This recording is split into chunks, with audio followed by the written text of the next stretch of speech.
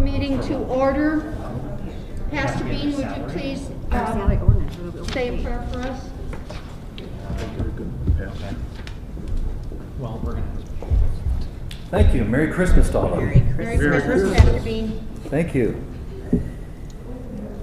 Father, we thank you for this past year and for the provision, for the protection and the favor that you have blessed us with. We remember those who have gone before us, and we lift their families unto you.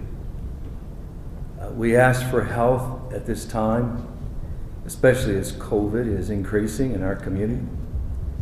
We pray that you will give us protection and wisdom on this issue. Help us not to forget that there is a reason for this season. For in the fullness of time you sent forth your Son, made of a woman, made under the law, to redeem us. And we thank you because Paul put that in Scripture for us.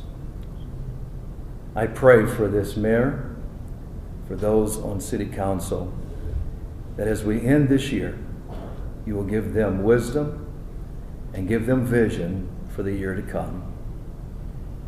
Lord, we lift up our police, lift up our fire officials, those in the military stationed in faraway countries away from their families in this season. Let them feel your love and feel the love of their loved ones. We thank you for this year and believe you for great things to come for this great city. We pray this in Jesus' name. Amen. Amen. Thank you, Pastor. Please stand for the Pledge of Allegiance. Brian, will you start us off?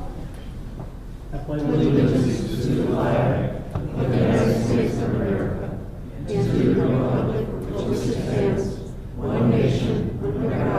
indivisible, with liberty and justice for all.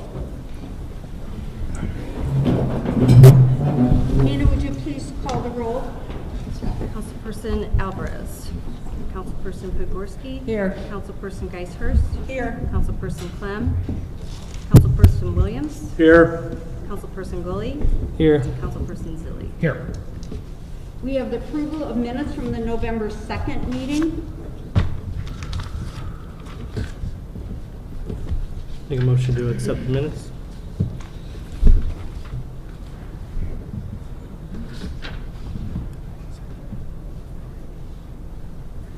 We need a second, please.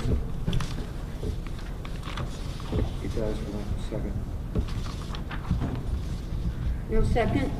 Motion dies. Thank you. We have communication, correspondence, announcements from the mayor. I just have a couple of announcements. One thing I just hope you all remember today is Pearl Harbor Day. I'm sure some of you had grandparents in the war as I did, and so I hope we remember all of those souls that perished on that terrible day. It's like something I don't think we'll ever forget. So I pray you'll remember all of those souls that were lost and their families who still remember that terrible day. Also, I would like to remember a couple of people that we lost in our city this last week.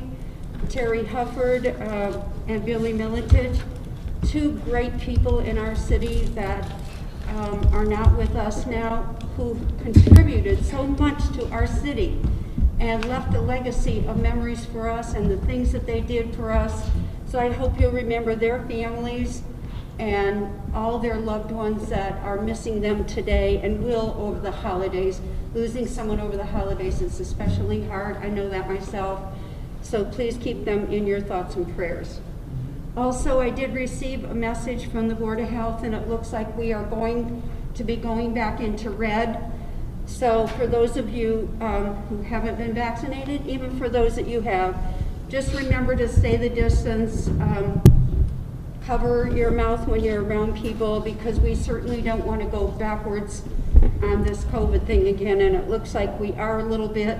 I'm not sure what that's from, but I'm watching the numbers, so just please protect yourselves and your families. I have a cousin who's on a vent right now, and I don't know what her status is going to be, so keep all of those who are struggling with that right now and in the hospital or home trying to recover. That's all I have. Clerk Treasurer's report.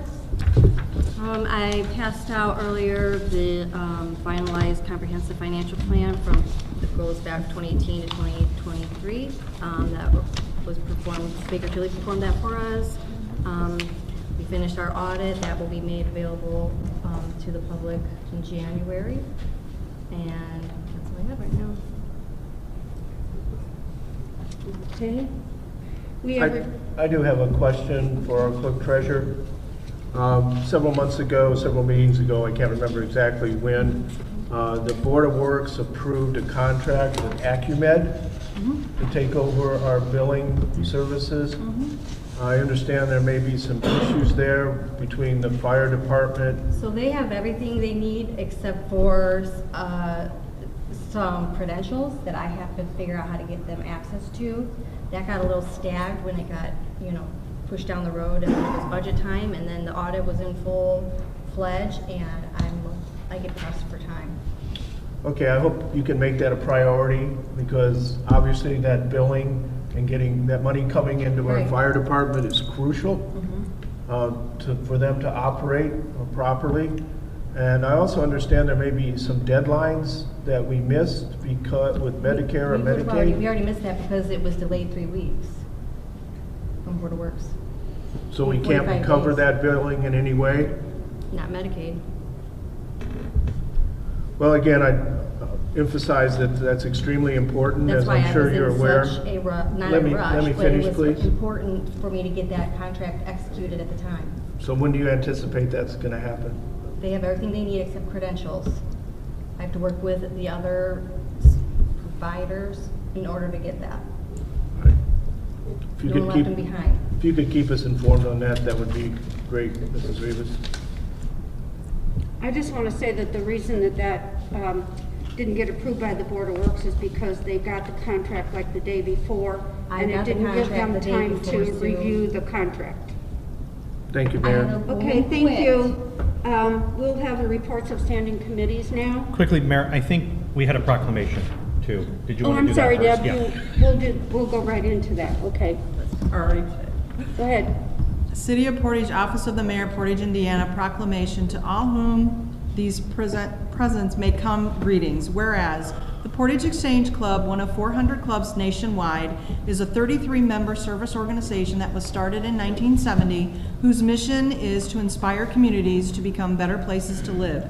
And whereas our country has many homeless veterans who have trouble receiving the help they need because they do not have the resources to acquire a permanent address. And whereas the National Exchange Club believes there is no better way to show gratitude for our freedoms than to thank a veteran, and there is no better way to thank a veteran than by taking care of those left vulnerable by homelessness. And whereas the Portage Exchange Club has partnered with Veterans Matter, a national nonprofit whose sole dedication is providing veterans with deposits first month's rent to obtain permanent housing. And whereas through this partnership, they will assist our veterans obtain a safe, permanent residence to live, which in turn will allow them to obtain additional benefits available to them. And whereas the Portage Exchange Club is committed to helping Veterans Matter raise the funds needed to get veterans housed as fast as possible. And whereas it takes $750 to house one veteran and his or her family, so every October and November, the Portage Exchange Club reaches out to local businesses to assist in raising money for our homeless veterans. And whereas the Portage Exchange Club is proud and excited to announce that this year they have raised enough money to house 6 veterans and their families and are 6th in the nation of all exchange clubs in their efforts. Therefore, I, Sue Lynch, Mayor of the City of Portage, do hereby proclaim December 7th, 2021 as Portage Exchange Club Day in the City of Portage and urge all its citizens to recognize and acknowledge their hard work and selfless efforts in providing much needed services to our community. Thank you very much. I'm a member, I'm also the president, and this is a huge deal for us. There is a place not open yet going up in Maryville, and we know that at least 25 veterans that will be housed there are from our efforts. So it's a very, very cool thing that we've done. Thank you so much, Deb. And they always take contributions if you're willing to give a contribution to this, because this is an ongoing program with them, and it's an amazing program. So always keep them in mind and our veterans. Okay, we have reports from standing committees. Attorney Whitten, do you have anything to report? I do not this evening, Mayor, thank you. Okay, Chief Wilkening. We're doing standing committee? I'll skip. I'll go back. Good evening, everyone. Good evening, Randy. I sent you my report earlier today. As far as our numbers go for November, we were steady, pretty much about the same as last year. We had 502 calls for the month. 363 were EMS, 14 were fire calls. So actually, we did 2 calls less than we did November of last year, which is the good news. The bad news is November of last year was the beginning of our onslaught where we started to get hammered, and the increase of calls have really skyrocketed. This brings our total for the year to 5,533 calls. 3976 were EMS and 140 were fire calls. Last year at this time we were at 4,709. So we're up over 800 calls from last year. So we're pretty confident the way, especially the way this month has started, we'll easily break 6,000 calls. And last year we were only at 5,100, and that was our busiest year ever in our history. So it's gotten quite busy.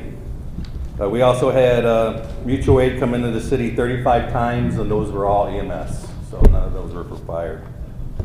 And we also had around 700 hours of training, so in between all the calls we managed to fit in a couple hours of training here and there. We did have one firefighter resign last month, so we have 2 open spots. We're processing them now. We did have a few rash of injuries over the month. We lost 5 people to injuries, major illness, and we also ended up with 2 firefighters that went out with COVID. As you remember, at the beginning or at the end of last year or the middle of this year, we made a new hiring list. We ended up with 19 people.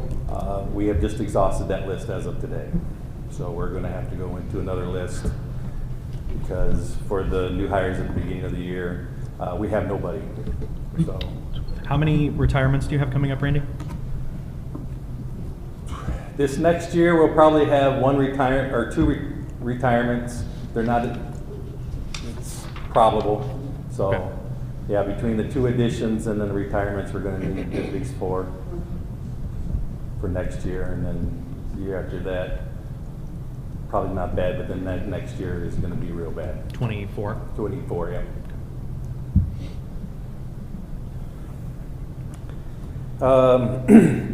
As far as the COVID goes, as the mayor was talking about, the county has got a big influx.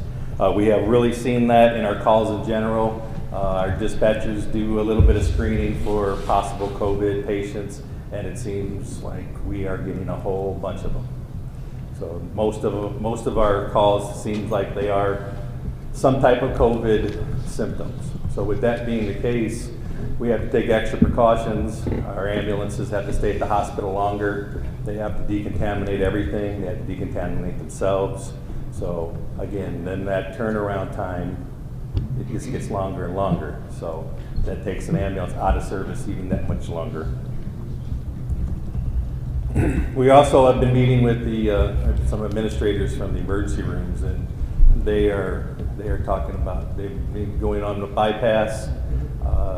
Had one administrator just tell me that they had so many patients that they were starting the treatment out in the waiting room because they had nowhere to put the people.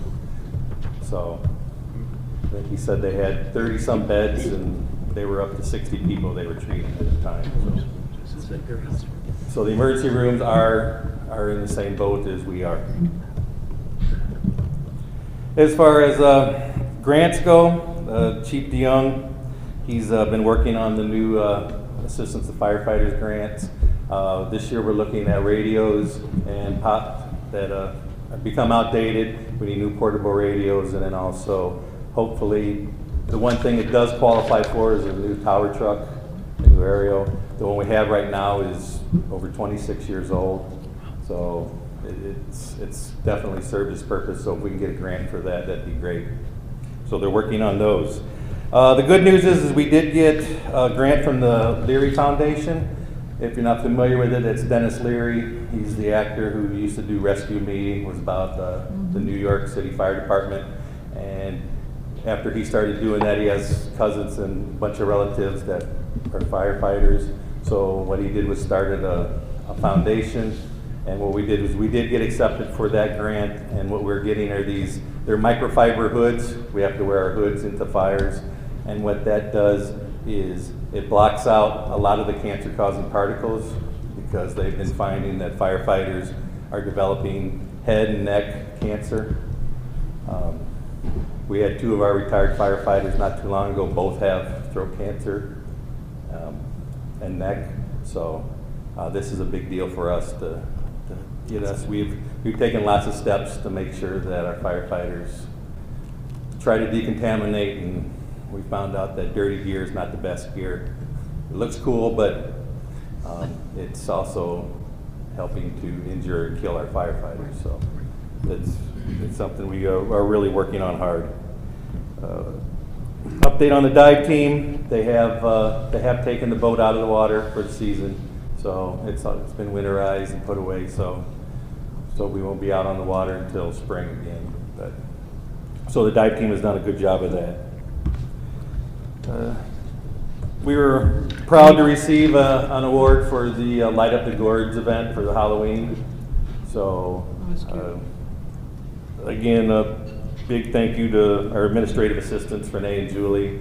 They were spearheaded that. They're the creative geniuses, so they did a good job. And so special thank you to them and all the firefighters that helped set up the display and everything and worked it out there. So went well. Speaking of special events, this past Saturday, us and the fire department and our union all participated in the Marines Toys for Tots drive. We sponsored it at the fire station along with the Kiwanis for a chili lunch. It was a nice event. It seemed like everybody had a good time, and we were just happy to help. And looks like the Marine Corps did get quite a few toys for the kids for the season. And then later that night, the fire department did assist in delivering Santa to City Hall for the tree lighting. So Santa was quite appreciative of the ride. I know him personally. Just a little bit. You on the good list or bad list? I'm not saying. Admit nothing. Okay. Perfect. All right, and then our union is also sponsoring the Shop at the Firefighter that we do every year. That's going to be December 20th, where they take some kids from less fortunate families and we're going on a call now. So yeah, so they do a great job with that. Captain Teresa Yanovitz heads that up every year and does a great job of getting all the kids and all the firefighters and their families get involved and take the kids out shopping, and it's a good time. Lastly, I want to just thank the members of my department. Like I said, the last week has been just crazy. Our numbers are super high as far as calls for the day. And Sunday we had 29 calls all in one shift. So and we only had mutual aid come into the city like once or twice. So our crews were able to handle all of those. So they were spaced out all day long perfectly to where they could run those calls. And so they really did a fantastic job and worked really hard that day. Also, another special thank you to the crews that we had a call at North Shore. They had an incident there in the building, and the crews acted swiftly and did a good job of preventing even more major damage that could have happened to the building. So I think they were only down a day. So good job to our crews for that. Any questions? Yeah, Randy, quick question on the boat. Where is it stored? Is it stored at the Marina? Is it stored at Station 2? Right now we have, it's a private company that donates some space to us. For right now, we're okay. Okay. We are consistently looking for a place to store it that's our own. Yeah, I'm just asking because I'm just, like, say hypothetically we needed to get the boat out now for whatever reason, for a drowning or something. How quickly can we get it out? Well, that's not a quick deployment. No, Okay. no. That's winterized for the. It's for the winterized winter. fully, Yeah. okay. Yeah, that's a big deal to get it out of storage, and we have access to it. Okay. They allow us access, so anytime we need to get to it. So I assume it's just not heated storage is what I assume. It's not a heated building? I don't. It's a heated. Is it heated? facility. Okay. I was just curious if we needed to, in an emergency situation, use it, how quickly we could deploy it, but that doesn't seem like we could quickly do that. It's a huge Once it's undertaking to, Right, to I deploy. wasn't Yeah, it's not a quick. Right. It's not a quick one. You got to get something to tow it in the first place. Right, right. Anything else? No. All right. Have a good night. Stay safe. Okay, when you see, it said that there was 5,000 some calls this year, Yes. but last year there was 4,000 some. Could it be because of the buildup, has anybody moved it, how many more people moved in? Oh, I've talked with the council and the mayor and police department saying, but we're all well aware of. Well, no, There's an increase of population. There's an increase of usage. We don't take calls during our reports. We have a spot at the end of the meeting, so please hold your questions to the end of the meeting so we can move through our agenda. Chief Candiano?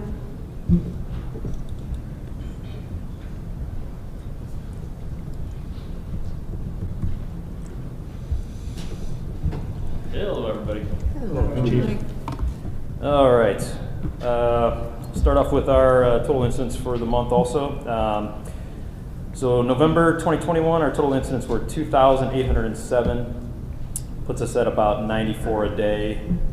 So this year to date, we're at 33,123. I was just kind of curious where we were at last year. Same point of time through 2020, we were at 29,693. So it's an increase this year of 3,430, or about 312 a month. So we knew we've been getting busier, and that kind of shows. So we'll see what next year brings compared to this year, since we are almost at the end of the year. Hiring and staffing, things are way better shape than they were over the summer when I was constantly filling you in with the gloom and doom. We have the 2 new officers that we hired that were sworn in at the last meeting, last council meeting. They're out now in training, doing well. We have one officer that will be, one officer has the academy, so he should be released for solo patrol here within a couple months. And then the other one needs to go to the academy in January, and then he'll get his training in after that. So we also recently had officers Olson and Gardenhire graduated the academy on November 12th, and they both graduated with a bunch of honors. Really represented us well. I was very happy to be there and hear their names being called for awards. So very excited to have them back. So they're back in their training programs right now. They had a little bit before they went, so they should probably get released relatively soon, within the next couple months too. So, so those are the ones that we'll be having coming to us. Currently right now we've got 1 on workman's comp, 2 on major illness, and then the one that's still serving the military commitment that's, I think, going to be gone until about August. So that leaves us with 1 opening. We're in the middle of conducting another hiring process. We also exhausted our last list. I believe we're taking apps till the end of the week, and so far we've had 18 were taken out and 2 have been returned. As I've said all summer, it's it's competitive right now. Every police department in the area is hiring. I think almost every single one around us. So it is what it is right now. There's a lot of people hiring, a lot of openings, and only so many applicants. So, but we are in way better shape than we were throughout the summer months. So, my question on that: in the applications, do we include like a benefits list of all the benefits, so they see that it's the employer-paid healthcare and everything? Yeah. We try to show the things that we have that are possibly better than other places. Right. So yeah, that's all.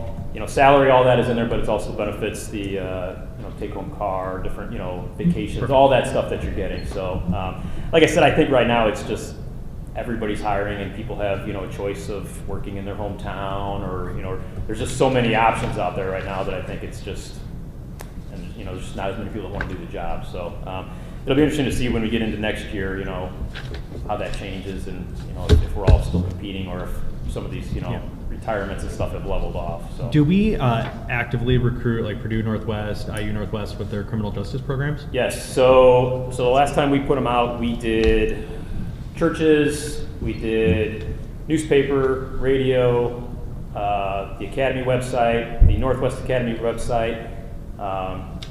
Sergeant Maynard, he's our PIO, he did all these things. Reached out to all the area colleges, got a hold of their criminal justice or anything that was similar, posted them there. We hit pretty much everything short of getting on some kind of a search engine. We pretty much did everything else in the area.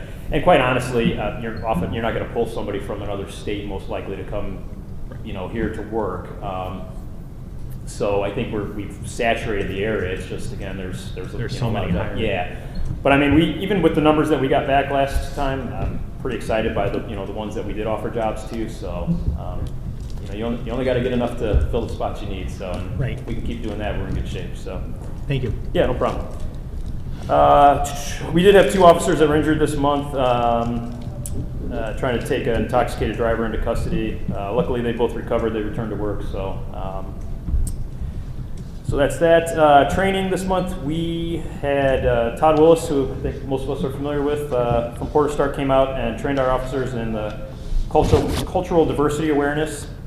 So we had to do this training over several sessions because of the different crews that we have and the different shifts we work. So I need to thank Todd for coming out and putting in his time, because like I said, he came out and did several different several different classes for us. So glad that he was able to come do that. It's some worthwhile training. I think most of us, did it through department head meetings. So I was happy to get that done.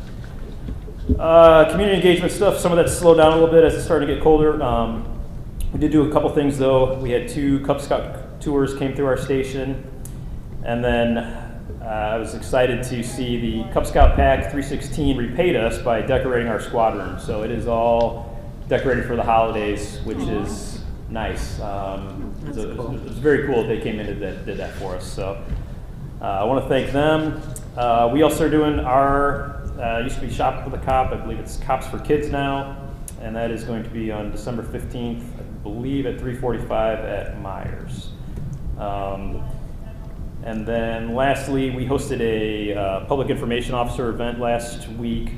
Essentially, it was they have these meetings where the public information officers from the different area departments get together with members of the media. It's kind of get to know each other thing. We do this every couple months. Kind of get everybody on the same page as far as sharing information and things like that.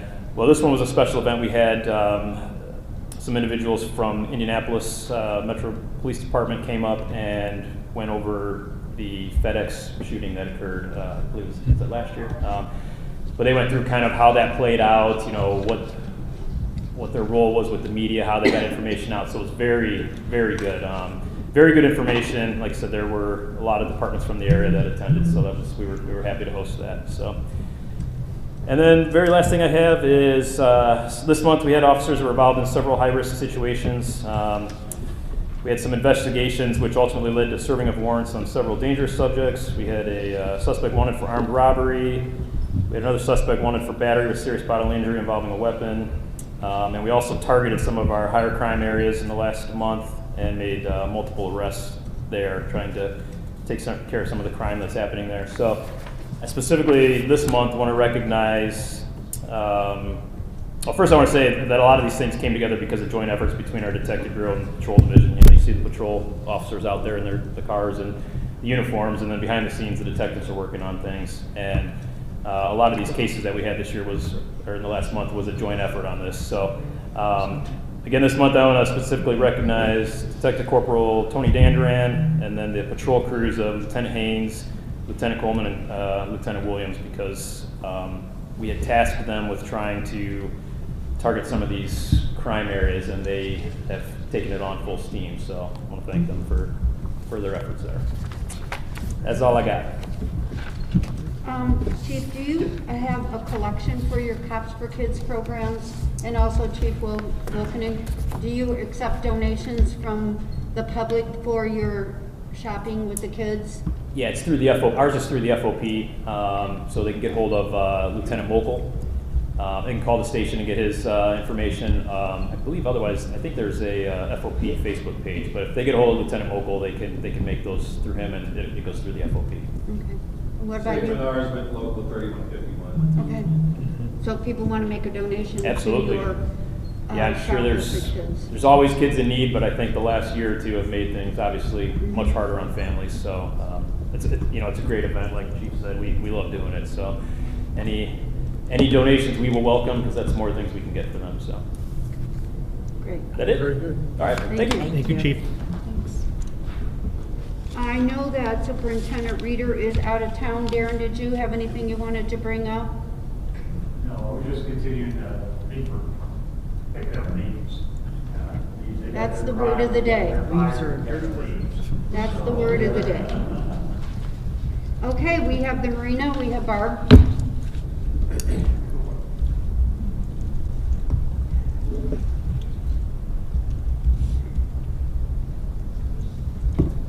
Good evening, everybody. Good evening. So far, I've only got two things tonight. Our two new launch ramps are coming in tomorrow, so we'll be replacing the two old launch ramps that have been there since '96. And I want to thank Randy and Darren at the Street Department for offering their services and the use of a loader and some personnel. So we'll be good to go for the season on that. I'd like to go back to the discussion of obtaining grant funding for the following projects on the Marina. I think everybody up here is aware I've been talking about this a lot for the last couple of years. but I think we've got some good things going for us. Number one priority would be the fish cleaning station.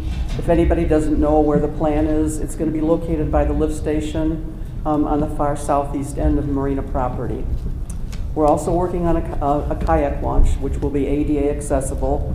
That will be located in the marina at the far southwest side of the marina by the Gate to Marquette Yacht Club.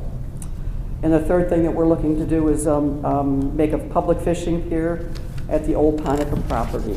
That's going to be kind of an extensive project, but we want to propose all these to the Indiana DNR. We're working with two gentlemen in Avonmarsh to try to get something going on this. They asked us for the our complete plan on all three projects to see what kind of funding is going to be available. So we're hoping that to submit all this through Avonmarsh and our Port Authority Board by Christmas. Hopefully we'll have an answer maybe at the first of the year. There's been an executive summary that's created for the comprehensive project list and the estimated costs for the Marina Port Authority grant proposal. So we hope to have all this into the DNR before Christmas break for their review and their grant funding thought process. We're working with two people. We finally have two people, the names of two people that have been pretty cooperative and communicative with the DNR Fish and Wildlife Service. So I'm hopeful that we're going to see something happen in 2022. Other than that, the only other thing that I have is that I did file for our 2021 Clean Marina status with Indiana Department of Environmental Management so that we can continue with our Clean Marina status for the city of Portage. Other than that, that's all I have. Thanks, Barb. Any questions or anything? It'll be a little bit quieter for you for a few months. It's quiet, but it's cold down there. It has to Thanks, be. everybody. You're welcome. Last but certainly not least is our Park Superintendent, Lori.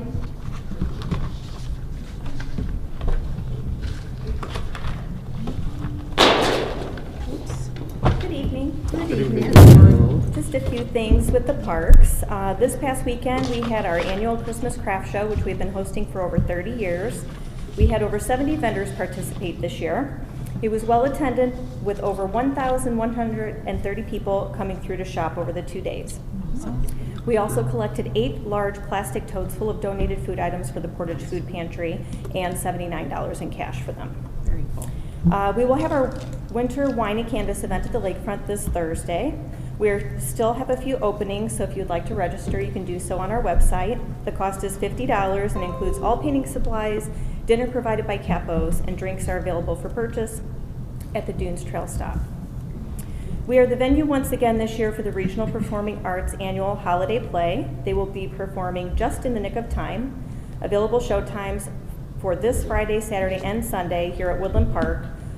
You can purchase tickets online on their website for $10 a ticket, or if you are a Portage Live Season Pass holder, you get in for free. You just need to show your pass at the door. Registration is now open for our annual Daddy-Daughter Dance, which is scheduled for February 4th here at Woodland Park. The cost is $25 a ticket and includes a delicious dinner by Windmill Grill, a night of dancing, complimentary family photo, and a corsage for the young ladies. This event always sells out quickly, so we suggest you get your tickets right away. Our Imagination Glen Softball Complex calendar is almost completely full for next year already. There are only a couple of weekends open for rental. We have completed our program guide for next year, and it can be found on our website.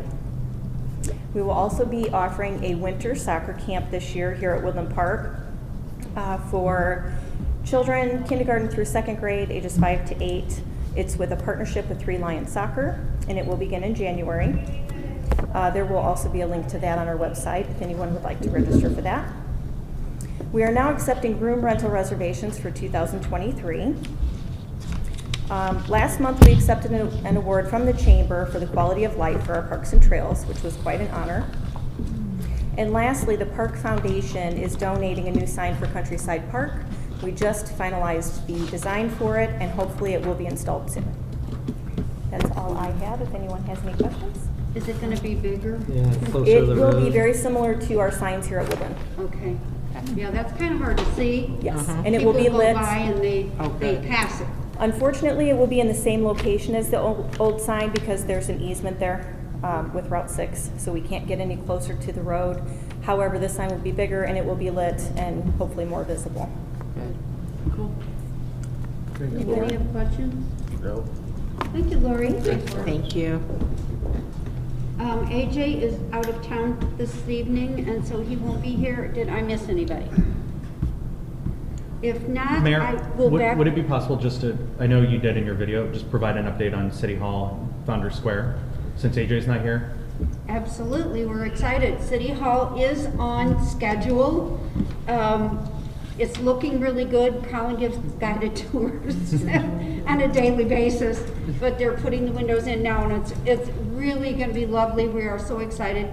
We had hoped to be in for our January meeting, but we're not going to have any furniture because the furniture is delayed, and they said it could take about 15 weeks. So we're looking at March for an open house, bringing everybody in and taking you through the building.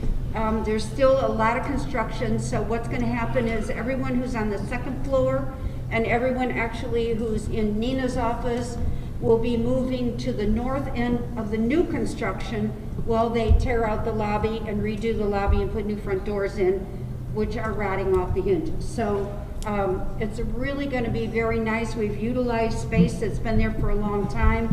I know some of the firemen have come and looked at it, and I think they're happy it's being repurposed. It doesn't look anything like it was when they were there.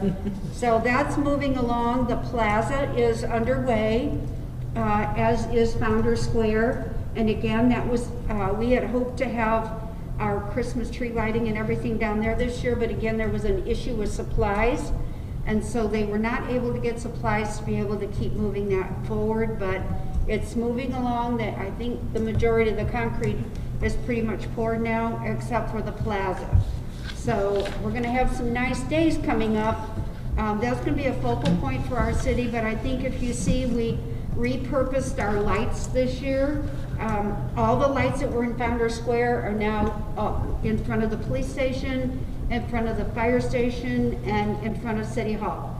So we have managed to use the lights. We just put them in different locations. So again, I want to thank US Steel for their contribution, because we couldn't have done that without them. And the other people that we did get other donations as well. So thank you to everybody who contributed to make that happen, because the city looks really nice. So Colin, as council president, do you have anything you want to bring up? No.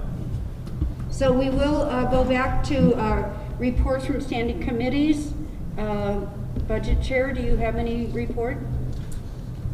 No, not from a budget standpoint. I will say that I have a meeting with Lexipol next Tuesday. That'll be a long one, several hours. So they have everything from us. So now we kind of, let's take a look and see what it looks like, and then we'll start really making some changes.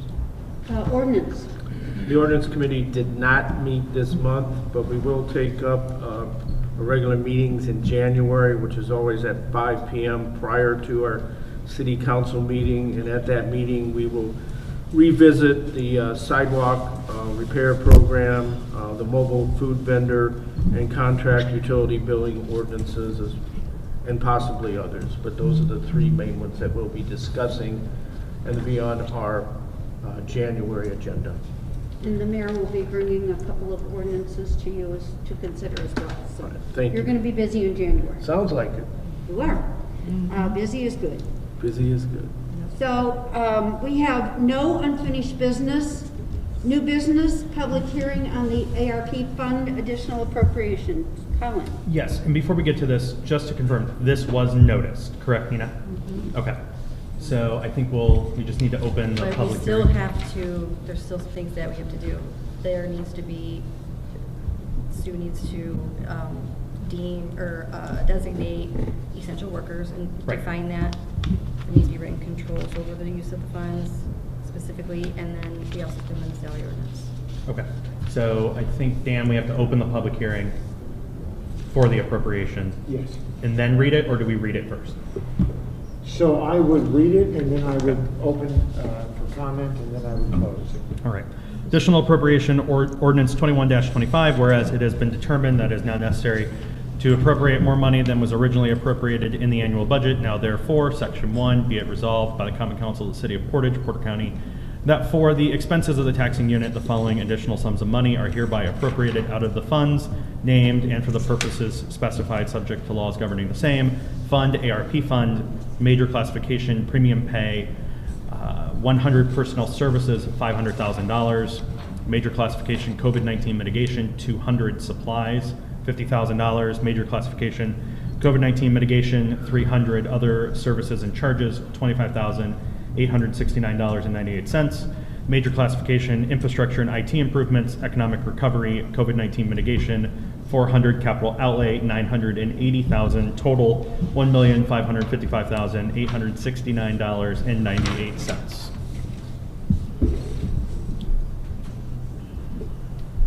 So are we ready to open the public meeting? You are, ma'am. All in favor? I'm just going to open it up and say you're opening the public hearing. Okay, I'm opening the public hearing for the additional appropriation ordinance 21-25. Would anyone like to speak to the ordinance as it was read?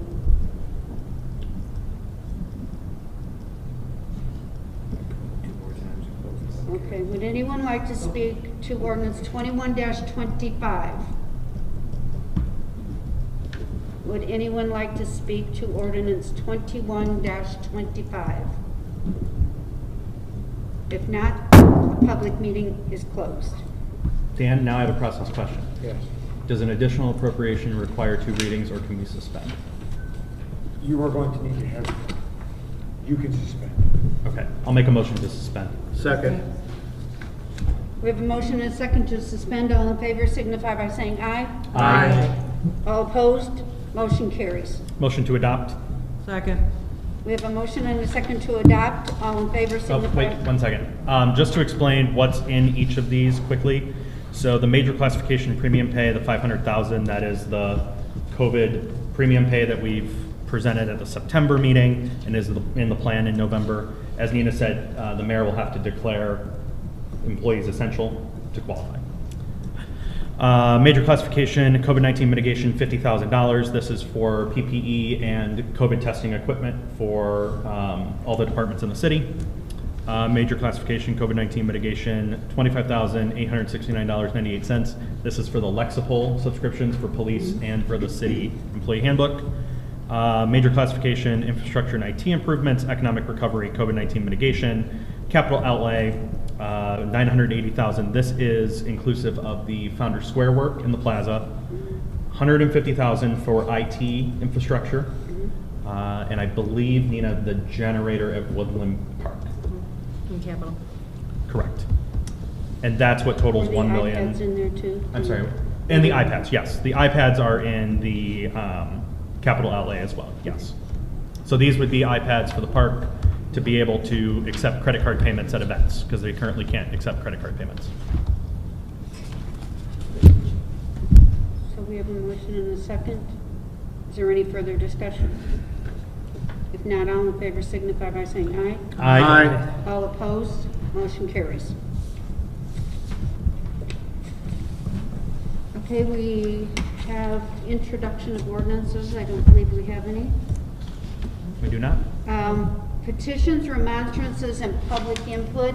At this time, we will entertain the public coming forward and bringing your concerns or issues to us. Please step forward to the mic, state your name and address, and try to keep it to 2 minutes if possible. Hello everybody, Ted Uselak, 6545 Candy Avenue. Typically I don't get to speak as a citizen to my representatives, so I've been in your seat and I'm grateful for what you do, thank you. So the reason I'm here tonight is I have a concern with the development that's behind my house, next to my house. I'm opposed to any type of development without input from the people that have lived there for, in some cases, 62 years in those neighborhoods. We have a petition from the adjoining neighborhoods. We would like to get that to you.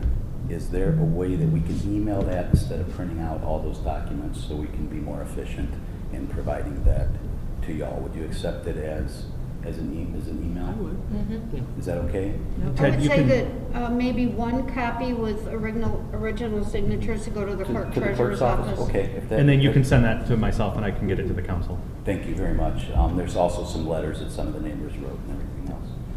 We're hoping that you support us on that and give us our voice when it comes time. There's lots of development in the city, and we don't want our lives completely changed from why we moved into our neighborhood. So I won't take too much of your time. I'm grateful that you listened to me, and please expect that information. Thank you. Thank you. Thanks, John.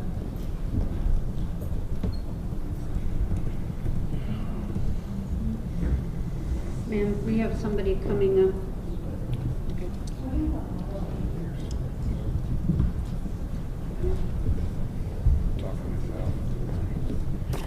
Reverend Michael Cooper, 5455 Clem Road, here in Portage. At the BZA meeting this month, or last month, there was a petition for several variances to a parcel for use as a lead casting facility. That parcel is on US 6, right adjacent to Countryside Park and two neighborhoods. I stood here and addressed and raised to the BZA some significant concerns about air quality, environmental issues that would be there, particularly since this parcel is adjacent to several neighborhoods as well as our important park.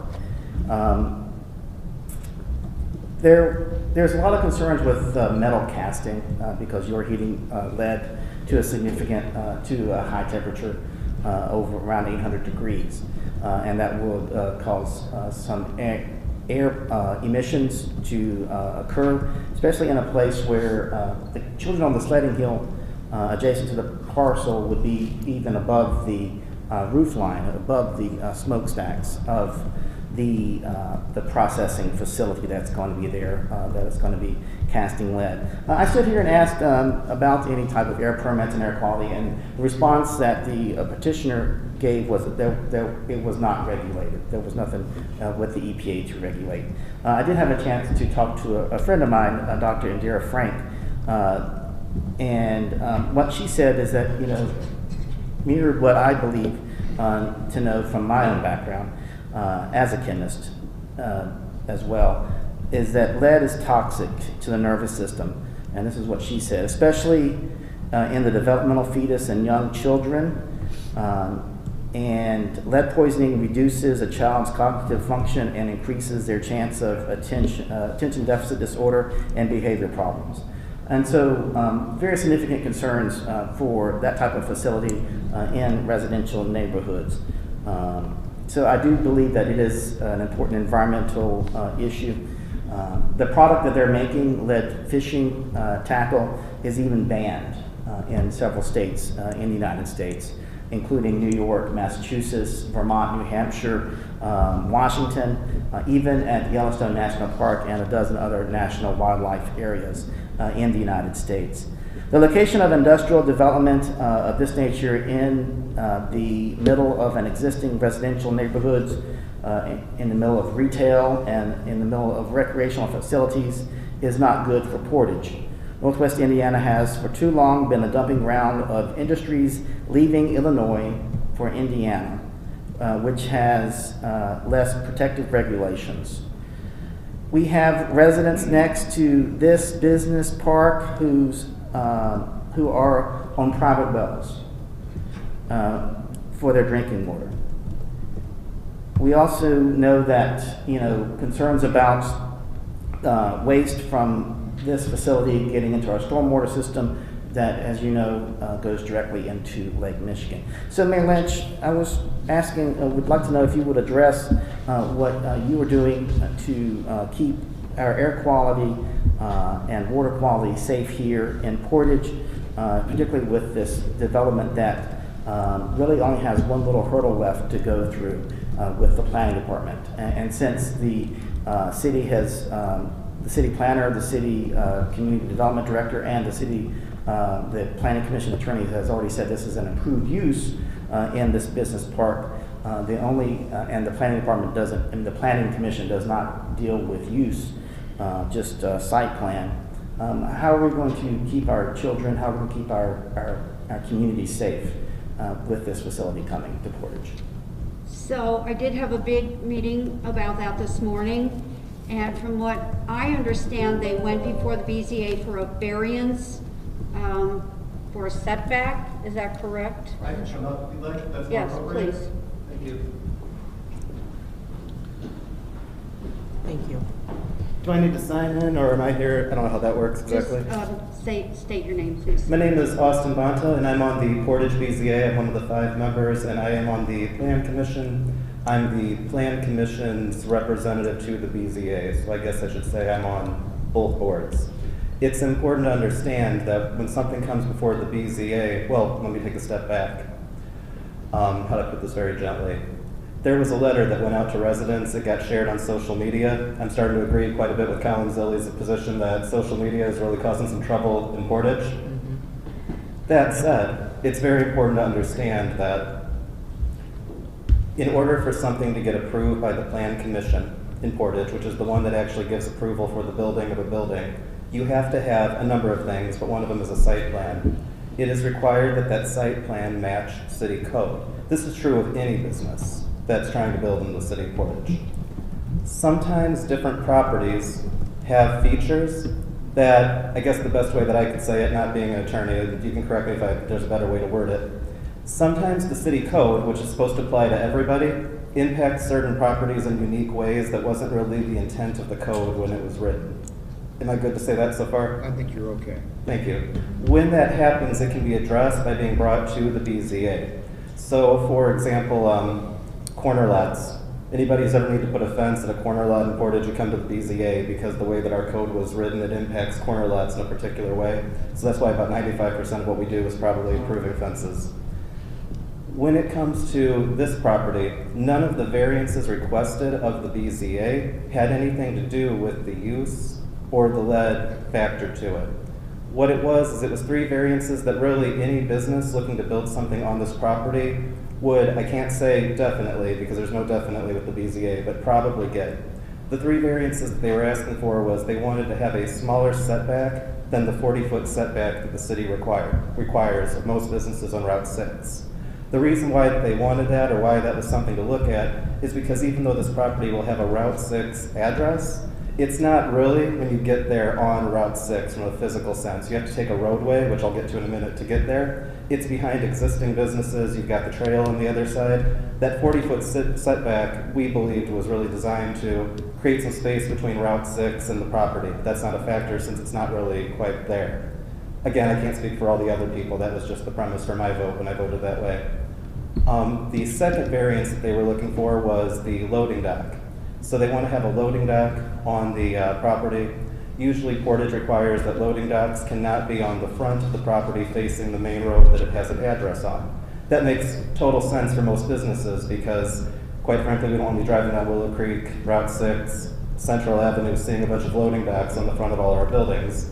In this case, you have kind of a unique situation. Again, it's further back, there's existing businesses in front of it, and putting a loading dock in the back could actually impact the view from the trail coming in from the other side.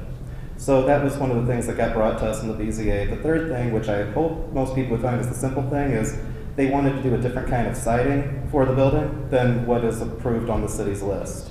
The city's got a big list of things that are approved. Siding isn't such a strange thing that people bring in new ideas for. We as the BZA asked, when it came to what they do, like as an operation and how much we can weigh into that. The BZA is not allowed to factor the intended use when it comes to how we give our approval, when that intended use is listed on the zoning of the property. The property is zoned business park. I believe it's been zoned business park since at least 2009. I don't know the history of how that happened. It's all zoning is done by the City Council. I don't believe anybody who's here was on the City Council in 2009, so I can't tell you the history there. As a business park zoning, as we were told as the BZA, lead recycling or casting can be a permitted use based on the degree of intensity.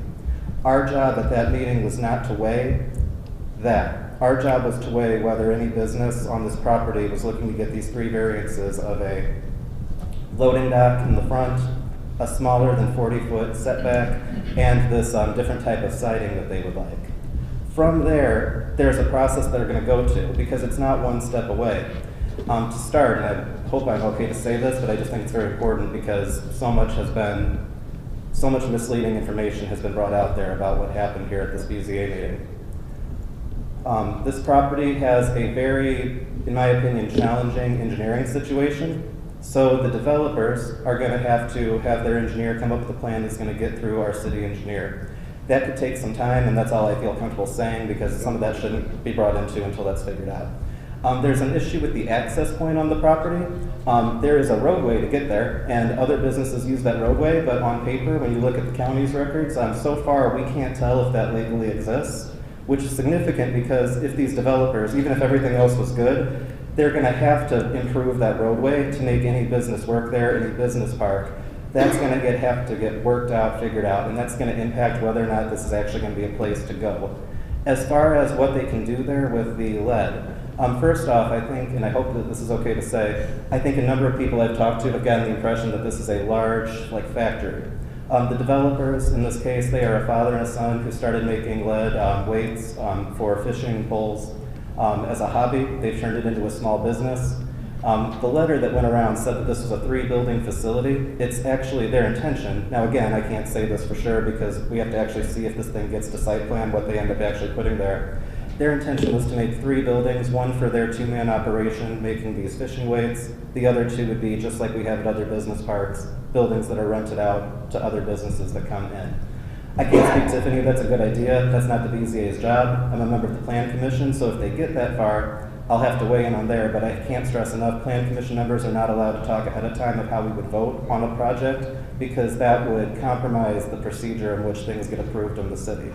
I just want to make clear, though, that one, it's not a step away. We could be talking quite a while because of the issue of the engineering challenge brought forth, the issue of the access point having to be figured out. But then the biggest thing is even if that's figured out, they still have to get through city approval with their site plan, which does have environmental factors to it. And I can't say too much about this, but what I will say is that although this work with lead can be permitted at a business park, the key factor is the intensity. And they're going to have to show and demonstrate that what they're trying to do meets or is under the level of intensity that would not make this appropriate for a business park. Now, I understand that most residents probably have very strong opinions about this, concerns about this. I do too. It's just to say that as a BZA, we cannot railroad the process at that stage of it because there are real consequences if we vote based on our personal opinions when it's something like these variances. It's happened before in Portage's history with the BZA, where the BZA has been accused of denying a variance that was qualified, but they said it was the opinion of the BZA people that they didn't like it, not based on the facts of the case. We didn't do that. We followed it to the letter of the law. We just reviewed what was in front of us, which is 3 variances about a loading dock, a setback size, and the siding. I keep forgetting the siding because it's so small. For anybody who got upset about what happened, I completely understand because if I had gotten that letter in the mail and I read it and I believed everything in there, I would be shocked and I would be terrified. But it is just simply not true that this project is approved. In fact, nothing has been submitted to my knowledge about the actual site. The variance is that you can make a site plan that is in accordance with the city's code if you choose to pursue approval. It's also not true that this is shovel-ready. I can't think of any way that a person could honestly say this is shovel-ready when there is an outstanding engineering and legal entry question involved with the property. And that's all I can say from there. It's just to say that I think it's terribly inappropriate to describe it as such because it's not, and to claim that it was approved is just not true. Thank you. Austin. Well stated, Thank you. Mr. Bonta. I appreciate your time. Very good. Did you have anything to add, Reverend Cooper? Not very often minister gets called inappropriate. Minister lies, sir. Thank you, sir.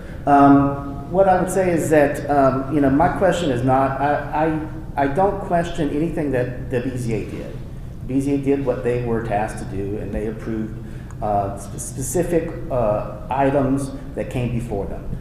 That is the past. What I'm looking to is the future, and what the future of Portage is, that we see in the Portage, is that there's going to be 3 buildings that's going to be built next to Countryside Park, where that has the ability, even if it's just 1 for now, but could expand to 3 buildings for the use of lead processing, for lead casting. And my question, Madam Mayor, is to you, not to the BZA, is, what is the city going to do to protect the people of Portage from the potential hazards that this development is going to cause? Well, number one, we are a long way from any kind of approval. There is no site plan. The boards have to go through their process. The public has a right to speak during these processes. So I would suggest that you attend those meetings and speak up, speak to those boards.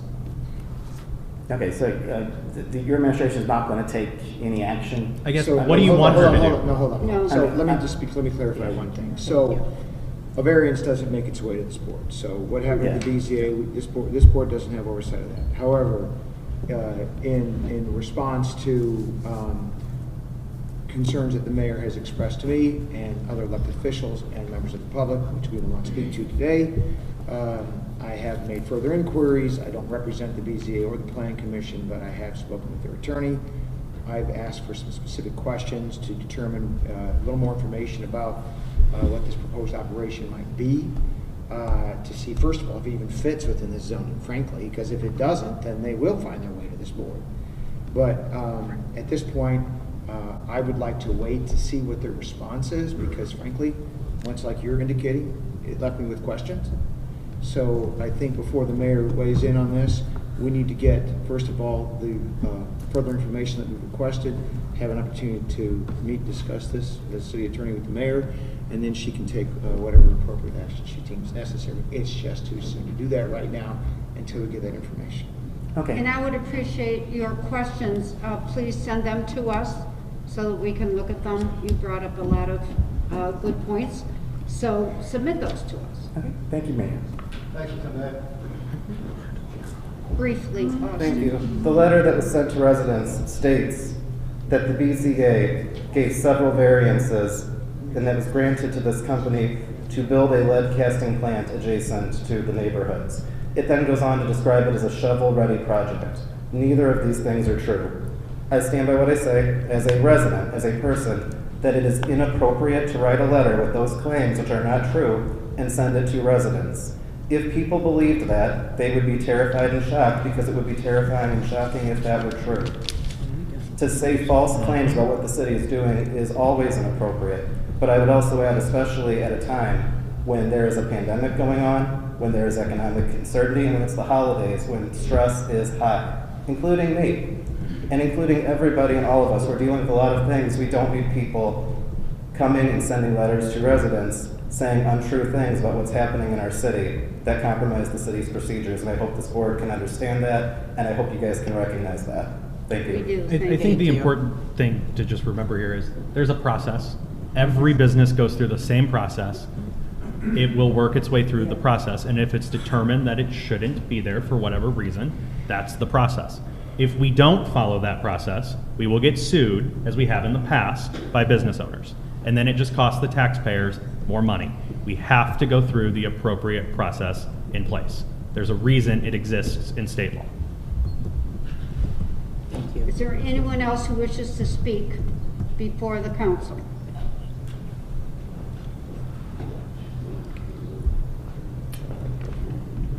Sheila Sika, and I'm here about property at 5544 Stone Avenue again. Wanted to find out if anything has been found out. So let me speak to that real quick, if I could, Madam Chairman. So as we chatted briefly on the phone that day, so I've gone through, as I indicated I would, I've gone through and talked to various department heads in the city to try to figure out if we could get some answers as to just exactly what happened there. No one really has any record of what happened there. There doesn't seem to be any work orders there.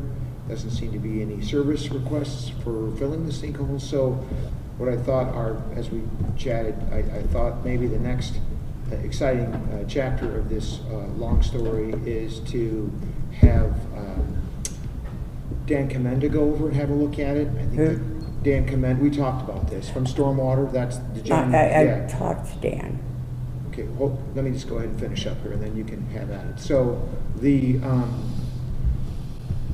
I told you when we talked that I was going to have Dan Commenda come by and take a look at it to see exactly, because they have the equipment that maybe they could see exactly what the issue is. That, but unfortunately, Dan was off sick, so he's just back now. So that's still the next step. I don't have the equipment to go in there and look, but Dan might.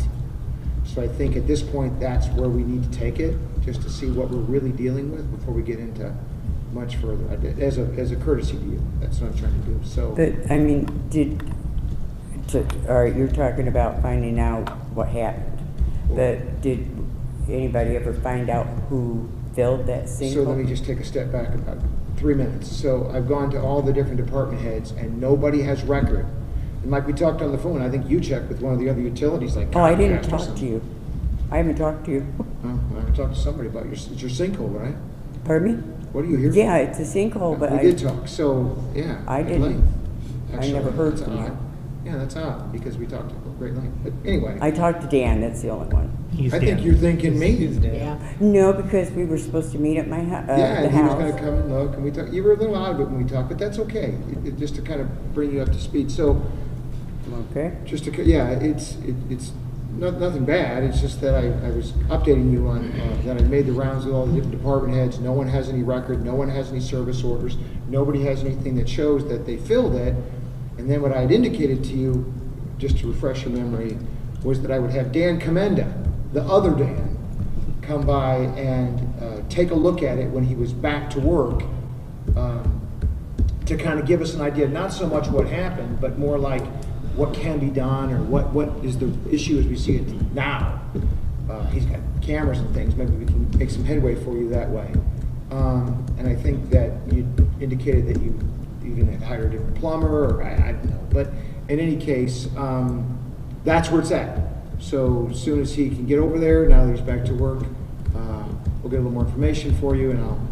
Yeah, he was supposed to have met with me on Monday or last Monday, and he was off. So he was still off. So let me, unexpected, extensive time off. Let me follow up. I'm just going to finish with that. I don't want to turn this into a 45-minute talk. So well, I know, but there's a house that is east of mine that had a sinkhole that was also filled. Yeah, you told me all that when we were on the phone that day, actually. But so it's weird. That's odd, really odd. But so I really think at this point, for your benefit, and you've told me all this stuff, and I get it. I get what your questions are. I know why you're scratching your head. I'm scratching my head.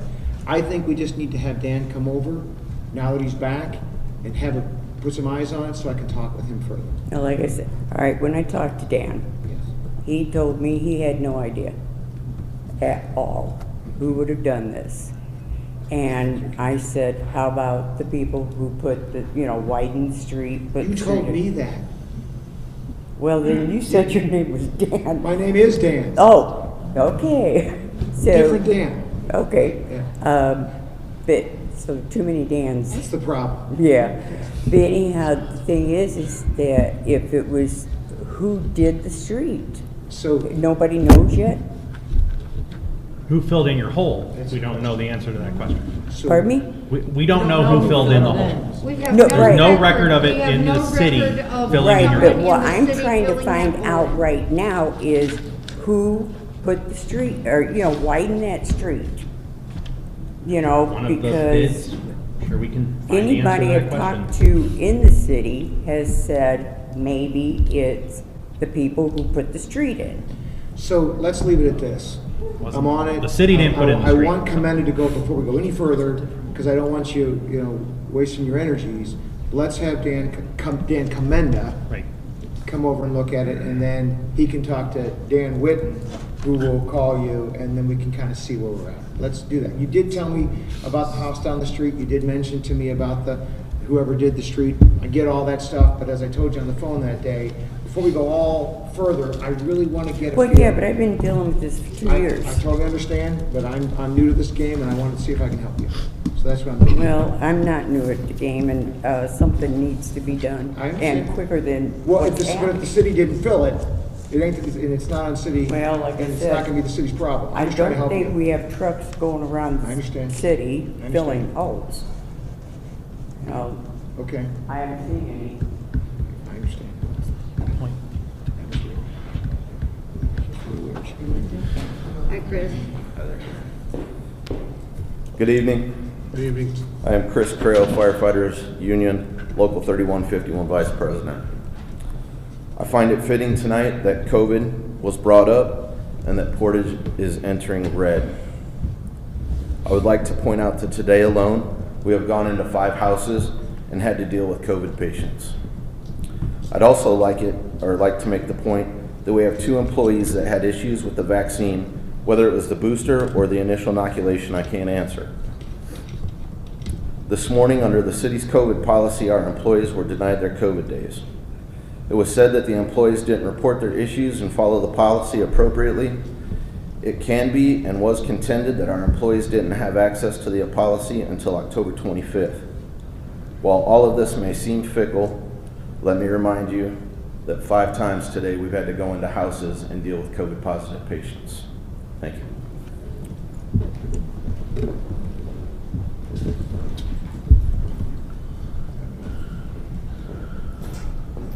Well, my name is Linda Rollins, and I know that you're all familiar with me.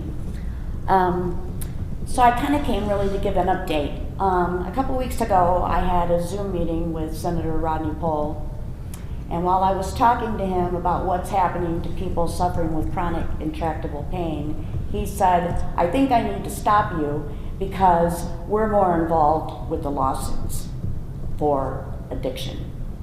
When I first started coming here, is your name Colin? Yes. Okay.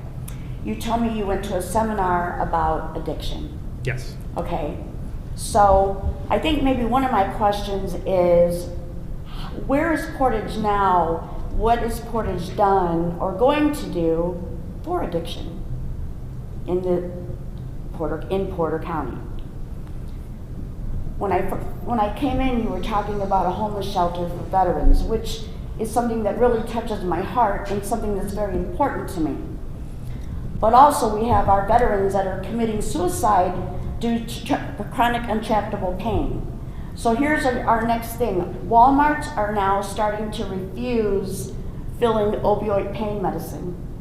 Okay? I have CRPS, and this is not going to go away. This is something that I have every day, every minute of every day of my life.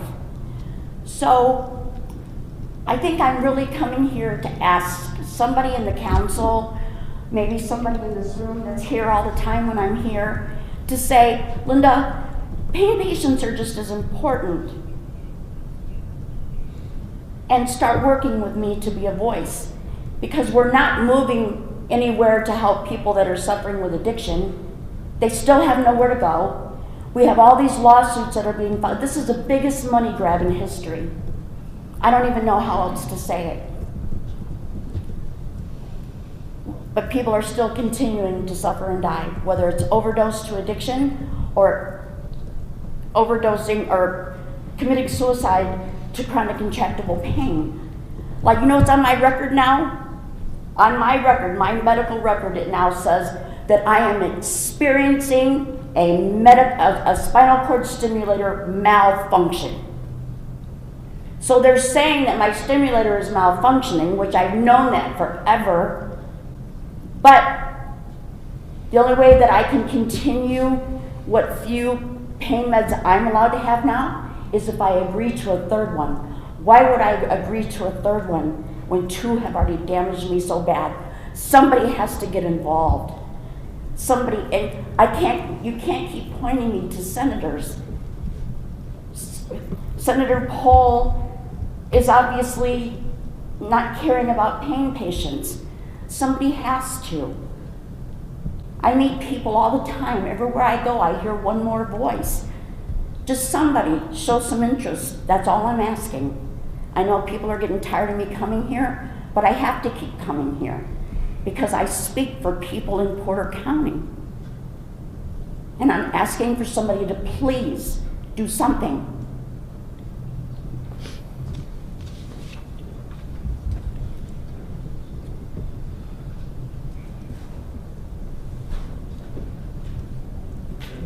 Is there anyone who would like to speak to the council?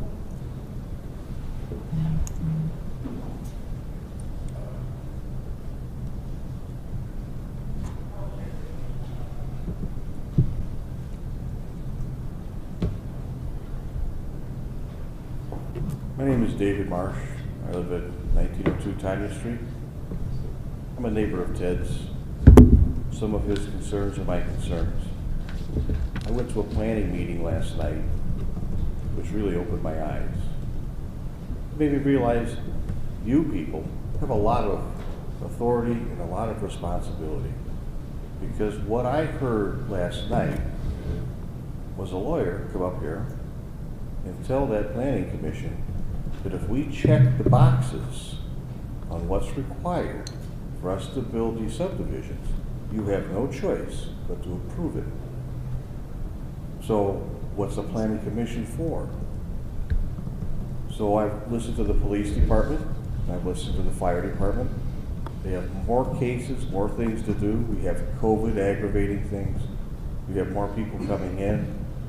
They're talking about putting what I would consider some pretty high density housing, like Kohl's.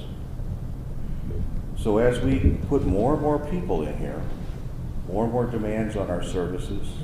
I work in the water treatment department at US Steel. I deal with water, wastewater.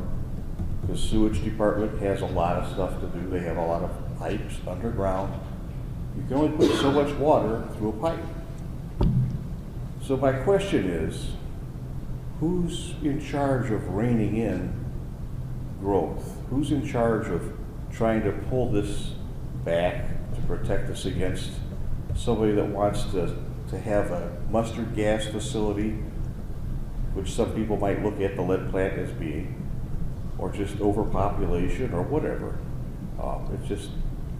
It's nice to see the city grow, but I kind of think that there's nobody looking at it long term, at least the way I'd like to see it looked at. So my neighborhood had a nice forest behind it for years. I've lived there 41 years. It's been nice. We have deer, all kinds of animals. And when they started cutting some trees through there to survey, which I don't know why you'd have to cut a lot of trees down to survey, we had animals running through yards, running across the street. You know, you had a little piece of nature here. And Portage has little pieces of nature. And what's being done to preserve that? People's lives are disrupted. You know, we grew up here, my kids grew up here. So I just look at the city as changing really quick and not necessarily the best way. So you folks seem to have a lot of authority, a lot of responsibility on how that is. I don't know how the government works exactly and who sets these R1s and R2s and what those are. But if somebody came in and wanted to develop every square inch of this city, would there be a way to stop that? Because you're stressing the services out. And is that really the way we want to go? So I kind of ask you guys to look at growth. Maybe think about slowing this down. Just last night they were looking at 600 homes just for last night's agenda at the planning meeting. 600 additional, plus whoever else has got something going on. So I think we've got a lot of growth going on. And house prices are crazy. So yeah, if I had the money and the wherewithal and I could develop 100 homes here or there, I'm sure I could make a good buck. And that's capitalism, that's our country. But you guys have that responsibility of reining in, being responsible. Hey, it's not just my buddy here or my cousin or whatever, being wise. So be wise for your children and your grandchildren. Thank you. Thank you. Is there anyone else who would like to speak before the council?